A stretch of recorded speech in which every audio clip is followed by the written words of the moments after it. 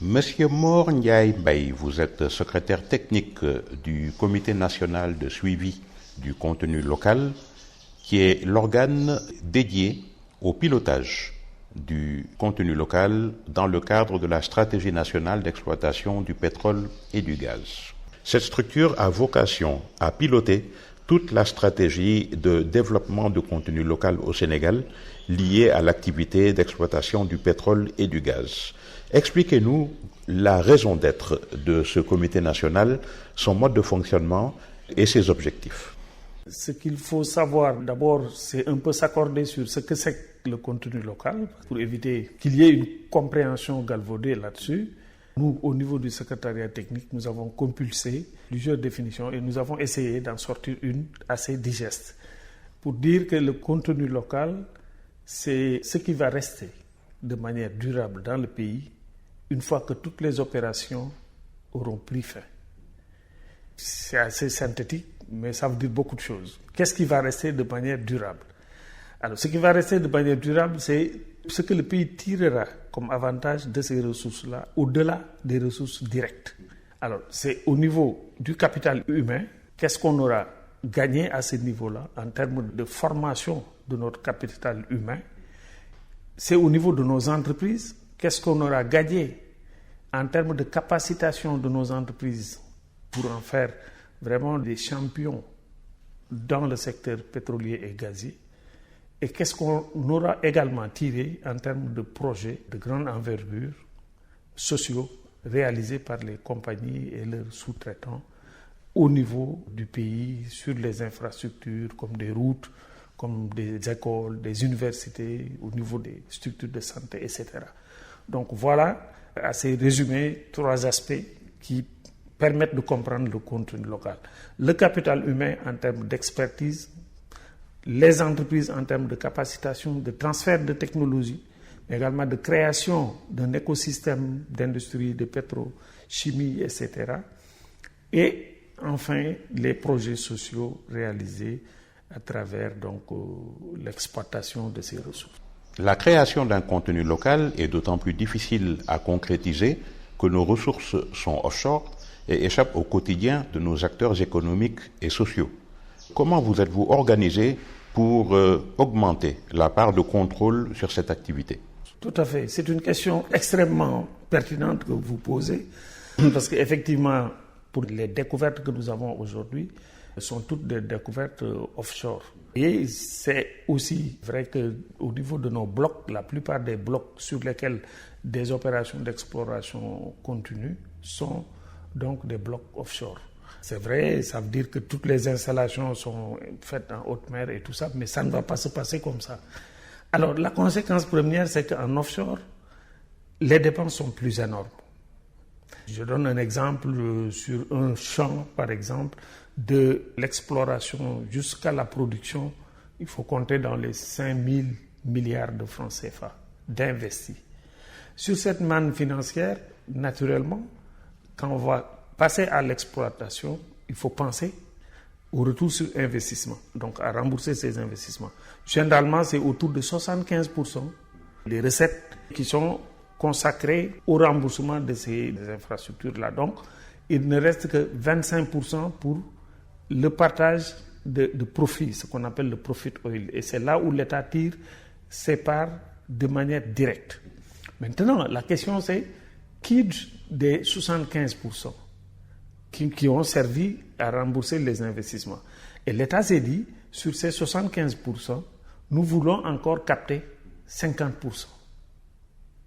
Nous voulons donc que, pour cela, nos entreprises soient associées à ces travaux de développement, d'exploitation de ces ressources-là, afin que 50% de ces 75%-là puissent encore rester dans le pays. En fait, c'est là toute la pertinence, tout le challenge du contenu local. Et l'objectif, en fait, c'est atteindre ces 50% à l'horizon 2030. Alors, pour cela, donc, le chef de l'État, qui connaît bien ce secteur-là, qu'il maîtrise parfaitement, donc, a mis en place un certain nombre de structures et de dispositifs au niveau juridique qui permettent donc d'encadrer toutes les opérations afin qu'on puisse atteindre cet objectif-là, qui est un objectif intermédiaire. Mais vous comprendrez que l'objectif à terme, c'est atteindre un jour 100% de contenu local. Bon, mais restons-en au niveau à ce niveau de 50% de contenu local. Pour y arriver, qu'est-ce qui a été fait?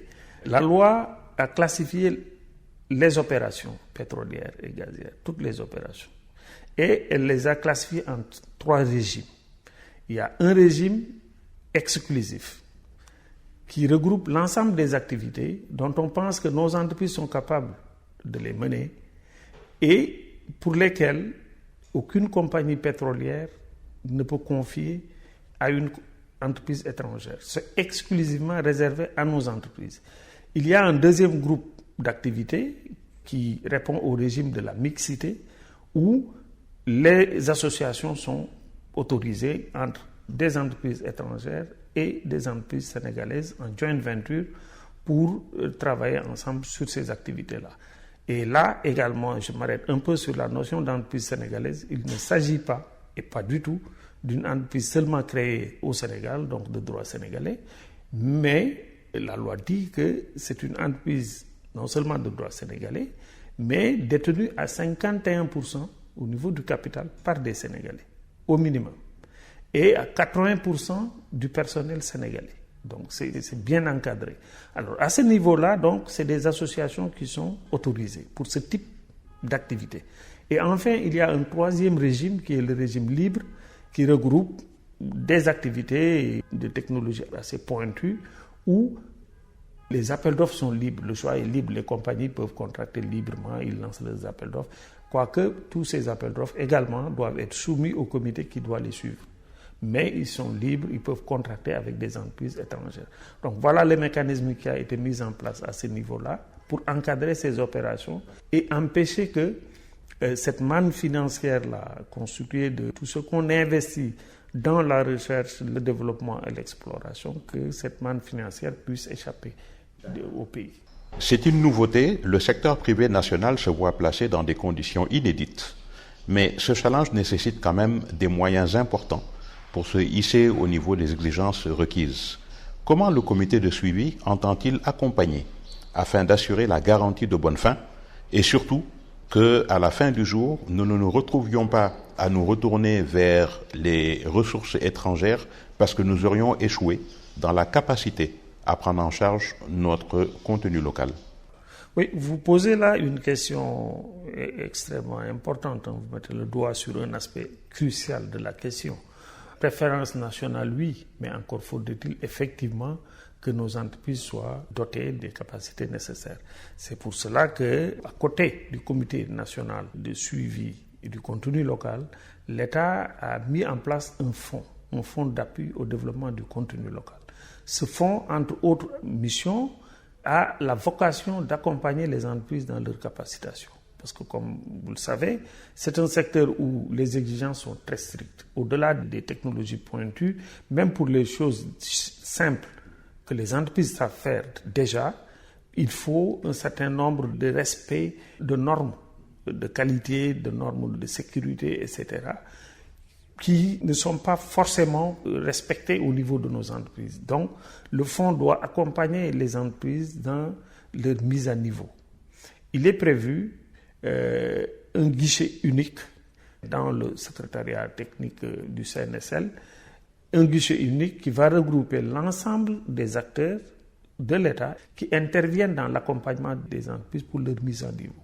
Donc ce guichet unique-là, effectivement, va être appuyé par le Fonds d'appui au développement du contenu local pour financer ces activités-là qui permettront aux entreprises de pouvoir acquérir les compétences et les capacités qui leur permettent de compétir à part égale avec leurs homologues étrangères et donc relever le challenge. Les activités, comme je l'ai dit tout à l'heure, ont été répertoriées, mais c'est aussi soumis à une révision périodique. Tous les 5 ans, les différents régimes dont j'ai parlé tout à l'heure, donc par un audit des différentes capacités des entreprises, un audit régulier, on procède à une reclassification de ces activités-là. Il est donc important de prendre en compte le fait que nous ne sommes pas dans la perspective des Émirats qui se sont retrouvés avec une manne pétrolière qui a bouleversé totalement leur économie. Là, nous sommes dans une exploitation moderne qui répond à des normes financières, de montage financier, des normes techniques de sécurité et d'environnement qui font que l'activité pétrolière sera une activité motrice de l'économie sénégalaise, mais une parmi d'autres. Ce qui nous ramène à des profils comme le Ghana, qui ont intégré l'activité pétrolière dans leur économie nationale avec un certain bonheur, puisque ça a conforté des taux de croissance qui étaient déjà satisfaisants. Est-ce que le Sénégal s'est inspiré de ce type d'expérience? Au niveau du Sénégal, on peut se glorifier quand même d'avoir mis en place un certain nombre de mécanismes d'encadrement pour éviter que cette malédiction-là dont on parle n'arrive, mais mieux, pour que ce soit une bénédiction. Moi, je ne connais pas, en tout cas, pour ma petite carrière de 37 ans, de secteur au niveau de l'État qui soit aussi bien encadré que le secteur pétrolier et gazier. Malgré tout ce qu'on en raconte, je n'en connais pas. On s'est attaqué au contrat pour dire que nos ressources ont été bradées à gauche, à droite. Il n'en est rien du tout, au contraire. Donc c'est pour dire que je pense que toutes les mesures et toutes les dispositions, en tout cas légales, réglementaires et autres, ont été prises par les autorités. Les structures qu'il faut également pour encadrer toute l'exploitation de ces opérations-là ont été mises en place. Je pense qu'aujourd'hui, nous avons un secteur totalement bien géré et qui nous donne les gages, en tout cas, de croire que ces ressources vont effectivement profiter à notre pays. On pourra donc dire que la grande chance du Sénégal, c'est d'avoir accédé à l'exploitation pétrolière sur le tard, ce qui lui aura permis de partir sur des bases vertueuses en s'inspirant des meilleures pratiques afin de minimiser les risques liés à ce type d'économie. Tout à fait. C'est un message très positif et comme vous l'avez si bien dit, apprendre des autres, c'est une forme d'intelligence. Nous avons cette chance de pouvoir donc regarder ce qui s'est passé ailleurs et qui n'a pas fonctionné et de ne pas faire comme ce qu'ils ont fait là-bas. Et ça a été pris en compte, je crois. Tout ce qui a conduit, en tout cas ailleurs, à des catastrophes, à cette malédiction, j'aime pas trop utiliser ce mot-là, mais bon, ça permet de se comprendre. Donc, tout ce qui a amené à ça, je pense qu'aujourd'hui, les autorités en charge de ce secteur-là en ont bien pris conscience et ont évité tous ces aspects-là en mettant en place des mécanismes qui permettent de les éviter. L'un des principes les plus élémentaires, évocateurs en tout cas de cet aspect-là, c'est d'éviter de faire reposer l'économie sur ses ressources. Ce n'est pas le cas. Donc, les ressources directes, en tout cas les retombées directes, autour de 3% du PIB, ça, je ne pense pas que l'on puisse adosser toute notre stratégie de développement économique et social sur ça. Mais ça ne se limite pas là. Parce que, comme on l'a dit tantôt, il y a également les retombées indirectes. Il y a également toute l'opportunité que nous avons de développer d'autres industries, de développer d'autres secteurs de notre économie et qui ne seront pas reposés totalement sur ces ressources-là. Ce sera autant d'opportunités qui nous sont offertes pour nous développer, mais en considérant ces ressources-là comme des ressources additionnelles, comme une valeur ajoutée. Monsieur Mor Ndiaye Mbaye, il y a un point en tout cas sur lequel le Comité national de suivi du contenu local est très attendu, c'est la réduction du coût de l'énergie pour les ménages, pour les entreprises et pour les administrations au Sénégal. Le fait de devenir un pays pétrolier et gazier doit, au niveau de nos citoyens, se traduire par une baisse considérable des factures d'électricité, que tout le monde s'accorde à dire qu'elles sont très élevées, et donc les attentes sont très fortes à ce niveau-là. Je pense que nous serons au rendez-vous parce que l'État a déjà élaboré une stratégie Gaz to Power. Je pense que vous en avez entendu parler. Déjà, l'anticipation, il faut la saluer au niveau des autorités en charge de notre secteur énergétique, et notamment au niveau Sénélec, au niveau de la production. Quasiment la totalité de nos centrales, excepté les centrales solaires aujourd'hui, qui fonctionnent sont des centrales convertibles au gaz. Donc, avec le gaz domestique, nous allons pouvoir donc transformer toutes ces centrales-là en centrales à gaz et l'effet direct induit, ce sera une réduction des coûts de production, donc forcément une réduction également du coût de l'électricité qui, comme nous le savons tous, est un facteur qui pèse très lourd comme facteur de production dans le fonctionnement de nos industries, dans le fonctionnement de l'État, au niveau des ménages également. Voilà, je pense très bien que nous serons au rendez-vous avec cette stratégie. Le cap, il est clair et comme vous l'avez dit, avec un bon monitoring, avec des indicateurs bien choisis et bien positionnés et qui sont mesurés régulièrement, nous pourrons régulièrement savoir comment nous progressons vers en tout cas l'objectif que nous nous sommes fixés.